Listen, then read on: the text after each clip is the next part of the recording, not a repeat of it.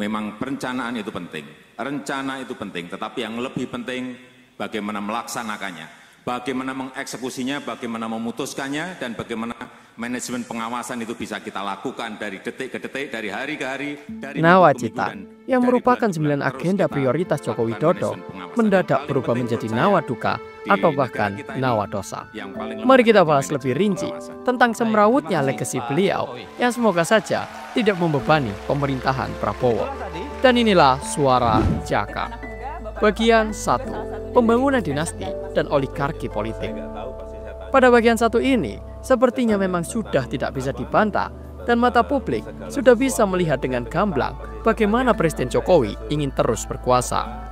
Banyak skenario yang ia siapkan, akan tetapi yang paling tokcer dan berhasil ialah mendorong putra sulungnya untuk masuk ke istana, yakni Gibran Rakabuming Raka. Di akhir masa jabatannya, Jokowi terus mendorong orang terdekatnya untuk naik agar senantiasa dapat membentengi dirinya. Bahkan sampai saat ini masih saja ada pejabat yang diduga merupakan titipan dari Joko Widodo.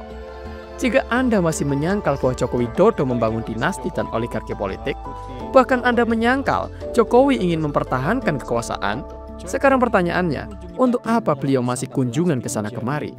Jika bukan untuk mempertahankan panggung politiknya. Dan menjadi PR kami untuk nanti saya sampaikan. Bagian 2, pelemahan institusi demokrasi. Selama masa kepemimpinannya, Jokowi tak hanya melakukan pelemahan partai politik dan Dewan Perwakilan Rakyat, akan tetapi juga ditengarai mengerdilkan Mahkamah Konstitusi. Menurut ahli hukum tata negara Ferry Amsari dan pengamat pemilu Titi Anggraini, putusan MK nomor 90 jadi bukti bahwa Mahkamah Konstitusi berada di tangan Jokowi. Pelemahan MK pertama kali terendus dalam kasus penyadapan Ketua DPR Setia Novanto oleh KPK pada tahun 2016. Dan pada saat itu, MK menyebutkan bahwa rekaman tanpa izin pengadilan tidak bisa dijadikan alat bukti. Lalu, setahun kemudian, yakni di 2017, MK mengeluarkan keputusan bahwa KPK merupakan lembaga eksekutif. Dan menurut Mahfud MD, jika melihat gerak-geriknya, putusan ini sudah disetting.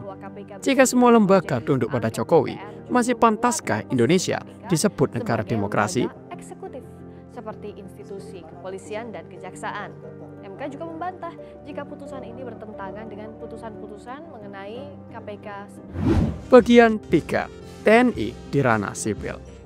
Meskipun dui fungsi ABRI telah hilang sejak zaman reformasi, akan tetapi peran militer diperkuat kembali pada masa pemerintahan Jokowi. Pada tahun 2023 saja, tercatat lebih dari 2.500 tentara aktif menduduki beberapa jabatan sipil. Diketahui, jabatan-jabatan tersebut tersebar di 14 kementerian atau lembaga, yang mana 4 diantaranya yaitu Badan Nasional Penanggulangan Terorisme, Badan Keamanan Laut Republik Indonesia, Badan Nasional Penanggulangan Bencana, dan Kejaksaan Agung. Akan tetapi, 4 lembaga tersebut berada di luar dari 10 kementerian yang telah diatur dalam Undang-Undang TNI saat itu. Tentu saja, cita-cita reformasi sangat tidak digubris pada bagian ini. Bagian 4, konflik Papua tak kunjung padam.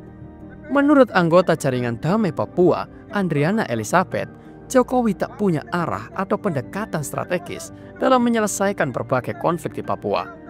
Sejak 2011 hingga 2017, jaringan Damai Papua menginisiasi dialog antara stakeholder pemerintah dan Papua. Akan tetapi, dialog tersebut hanya berjalan 3 kali dan mandek pada tahun 2017. Dan sialnya, tidak terrealisasikan hingga Jokowi lengser dari jabatan. Pertanyaannya, apakah Presiden Prabowo akan melanjutkan dialog tersebut dan menghentikan konflik di tanah Papua? Jalan antara Manokwari dan Pegunungan Arbab yang tadi Pak Bupati menyampaikan minta segera diselesaikan dan diaspal. Bagian 5, keruntuhan sistem pendidikan. Menurut Koordinator Jaringan Pemantau Pendidikan Indonesia, Ubed Matraji, dan peneliti Indonesia Corruption Watch, bidang korupsi pendidikan Alma Syafrina, jumlah anak putus sekolah masih sangat tinggi akibat pemerintahan Jokowi yang tidak sanggup menyelenggarakan pendidikan dasar bebas biaya. Padahal, Undang-Undang Sistem Pendidikan Nasional mengatur penyelenggaraan pendidikan dasar 9 tahun, yang mana hingga menyentuh SMP. Akan tetapi, setelah 2 tahun Jokowi naik jadi presiden, Kementerian Pendidikan dan Kebudayaan menerbitkan Peraturan Menteri Pendidikan Nomor 75 Tahun 2016 tentang Komite Sekolah yang mengizinkan menarik sumbangan untuk menutupi kekurangan biaya satuan pendidikan, pembiayaan kegiatan, serta pengembangan sarana dan prasarana sekolah. Atas dasar inilah, banyak komite sekolah yang menarik berbagai pungutan berkedok sumbangan wajib kepada setiap wali murid. Padahal, jelas sekali dalam pembukaan undang-undang kita berbunyi mencerdaskan kehidupan bangsa, bukan memperkaya para komite sekolah. Kenapa Pak Nggak ada biaya. Sekarang kan ada program sekolah gratis itu. Ya sekarang sih. Kenapa nggak dimasukin gitu Pak? Nggak ada informasi ke saya.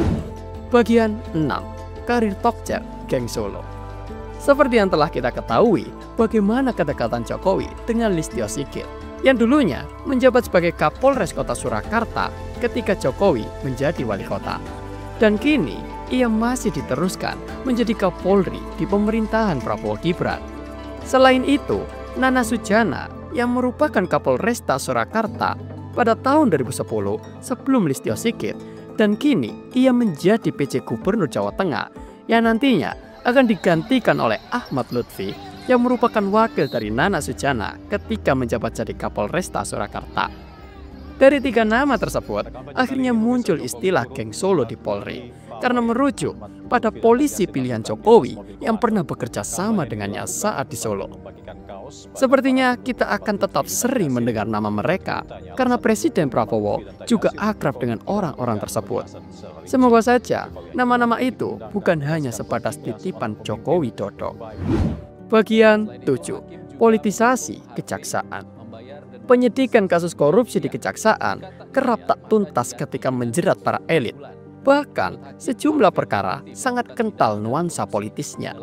Mari kita lihat mantan Menteri Komunikasi dan Informatika Johnny G. Plate yang terjerat kasus korupsi proyek BTS 4G periode 2020 hingga 2022 pada 31 Oktober 2022. Kasus ini dituding bernuansa politik karena pada bulan yang sama, Partai Nasdem yang merupakan partai pendukung Jokowi saat itu memutuskan untuk berbalik arah mendukung Anies Baswedan. Lalu ada Tom Lembong yang tiba-tiba terjerat kasus dugaan korupsi impor gula di Kementerian Perdagangan pada tahun 2015 hingga 2016. Dan pada saat itu, beliau menjabat juga sebagai menteri. Kasus ini juga bernuansa politis karena Tom Lembong diketahui merupakan pendukung Anies Baswedan. Dan dalam kasus tersebut, seluruh menteri perdagangan setelah Tom Lembong juga melakukan impor gula yang sama, bahkan lebih besar nominalnya. Lantas, mengapa hanya Tom Lembong yang dijerat dalam kasus itu? Bagian 8. Pelemahan KPK. Kita semua menjadi saksi bagaimana KPK yang awalnya begitu garang dan sangat dipercaya publik, tiba-tiba anjlok menjadi lembaga penegak hukum dengan tingkat kepercayaan paling rendah. Setidaknya itulah yang dikatakan survei indikator pada September 2024. Salah satu biang keladinya ialah revisi Undang-Undang KPK pada tahun 2019. Kejanggalan demi kejanggalan terus terjadi di KPK. Seperti Ketua KPK Firly Bahuri yang begitu kontroversial dan bahkan sekarang malah terjerat kasus korupsi. Belum lagi pemecatan 52 pegawainya untuk menyingkirkan para pegawai KPK yang kritis dan berkompeten.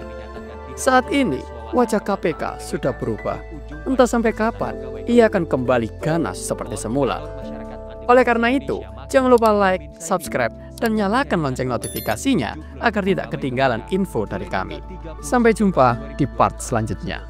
Banyak filosofi, mungkin filosofi Jawa yang Bapak pegang dalam kehidupan. Ini lamun siro sakti ojo mateni.